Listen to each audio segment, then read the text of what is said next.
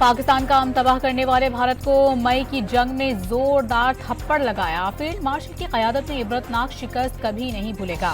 वज़ीर आज़म शहबाज शरीफ ने वाज़ेह कर दिया, पाक फौज के जवानों की कुर्बानियां रंग लाएंगी। दहशतगर्दी का मुकम्मल सफाया कर दिया जाएगा। कोयटा में तकरीब के दौरान कौमी शाहरा N25 और बलोचिस्तान में 5 दानिश स्कूलों की तामीर का संग बुनियाद रख दिया। PSL में सियालकोट और हैदराबाद की टीमों का इजाफा। 7वीं टीम 175 और 8वीं टीम 185 करोड़ रुपए की रिकॉर्ड कीमत में फरोख्त।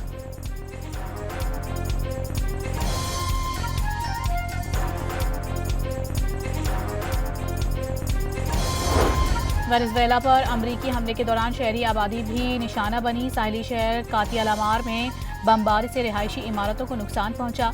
मकीनों की मलबा साफ करने की वीडियो सामने आ गई। कराची में शारा फैसल पुलिस और AVLC की मुश्तरका कार्रवाई। कार लिफ्टर को गिरफ्तार करके एक गाड़ी बरामद कर ली। और मुल्तान में सऊदी पलट शहरियों की गाड़ी पर मुखालिफिन का हमला, 2 अफराद जख्मी।